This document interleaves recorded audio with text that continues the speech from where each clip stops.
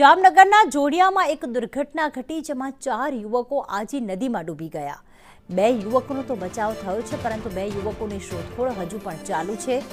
જીરાગઢ ગામના 4 યુવકો આજી નદીમાં ડૂબ્યા છે। ધ્રોલ ફાયરની ટીમે યુવકોની શોધખોળ શરૂ કરી છે। 2 યુવકો તો બચી ગયા છે, પણ 2 યુવકોનું હજી કોઈ શોધખોળ કરવામાં આવી રહી છે। ફાયર વિભાગ દ્વારા કરવામાં આવી રહી છે।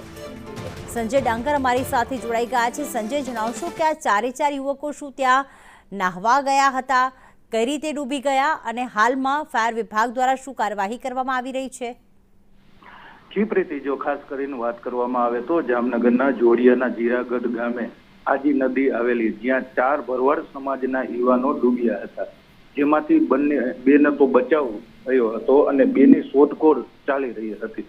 મોડી સાંજે એક વ્યક્તિની લાશ મળી હતી અને હાલમાં જીરાગઢ ગામ પાસે નદીમાં હાલમાં ફાયર બ્રિગેડ દ્વારા વધુ તપાસ હાથ ધરવામાં આવી રહી છે, જ્યાં સ્થાનિક લોકો પણ મોટી સંખ્યામાં જોવા મળી રહ્યા છે। આભાર સંજય, તમામ વિગતો માટે।